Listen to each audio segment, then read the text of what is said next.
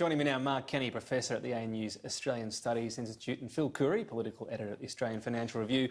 Gents, thanks both for your time. We'll start on Google. If the government thought it was going to get this change done easily, it's mistaken. The campaign's begun, but the ACCC's hit back at what Google claims. It says it's misinformation.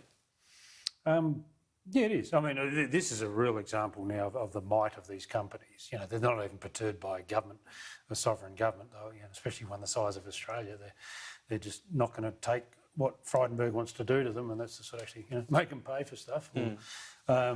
So it'll be interesting whether the government holds the line or not. I noticed they're running a populist campaign on the Google. If you look up the Google thing, it's got we're being crushed by the fell hand of evil government. I mean, if it starts a popular movement, and most people don't like the media and they don't like paying for it. Yeah, that's what they call it. Australian news businesses, and how they keep describing them. From the stuff we put on Twitter, everyone wants everything for free. So you'd want to be pretty wary when you've got Google warning you about data collection. So they've got your data best at heart, apparently, Mark Kenny. Yeah, that's right. And the idea of them talking about news businesses, I mean, that's half the problem, isn't it? The news businesses are being absolutely gouged by Google, which was emphatic in this report. Absolutely. So look, they're going to do a lot of complaining, and Phil's right. I mean, it may get some traction with a lot of people. I mean, is there a company that is more well known than Google? It's hard to think of one. Superannuation, the ground seemingly being prepared here for the guarantee again to be delayed. The minister is ambivalent about this going ahead. Ambivalent. No, the minister is. I thought it was interesting.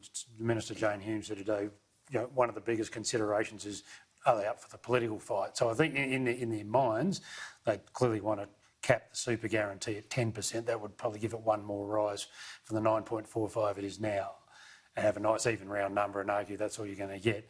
But it has been legislated to go to 12, so you will have to get it, unravel it, do it through the Senate, and it'll come down to the crossbench. And it'll be an interesting campaign because it will be, they'll argue wage rises versus Labor argue decimation of retirement savings. And the fact we haven't had any wage rises any over the last few years, whose fault is that? So, it will depend if they've got the stomach for the fight, but it's going to be a nasty one. I thought it was interesting in that interview, because the one you quote where she said she was ambivalent about which way it went, that was in an interview with Fran Kelly, and I thought it was interesting. Fran made the point, where are the wage rises that the increase in the super guarantee would prevent? We haven't even seen those wage rises. Even before the Rona, wages growth in this joint was flat for years under the coalition government, so it is a good point. Just finally, the aged care mea culpa that we heard on Friday. I just thought this was interesting. Such a long start by the Prime Minister, and it took a question for the sorry word to come out afterwards. What have you made of this? How much the government's going to wear on this, and perhaps next there's a big announcement on funding that comes after the putting your hand up? I don't know. The sector needs a restructure, right? I mean, this hasn't broken the system. This has exposed a broken system.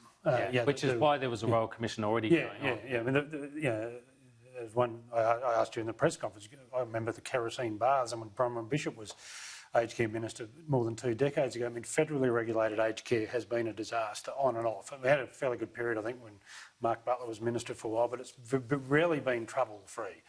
And so, there's going to be short-term political consequences, but longer term, I think this whole thing needs to be restructured. I mean, in an ideal world, you'd hand it to the states, because they just handle services a lot better than the feds can't deliver services. They're no good at it. Maybe this is going to get particular attention. You've got, increasingly ageing baby boomers wondering, can they stump up 600 grand to go to a decent private place, they hope, or go back to the public system? And, this is going to start to focus minds now. And with that, you get votes potentially and dollars put up. Well, I think that's right. We've seen that happening with unemployment as well. The dole goes up when suddenly there's a whole lot of people and they actually have electoral power.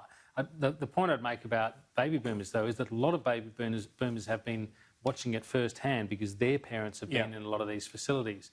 And frankly, it's not a pretty sight. Even the good ones, you have problems with people working, multiple facilities, not being paid very well. Their sort of, staff ratios aren't very good. So people have seen, this for some time, and I do think it's a really, potent political issue. Mark Kenny, Phil Coorey, thank you. Pleasure, Thomas.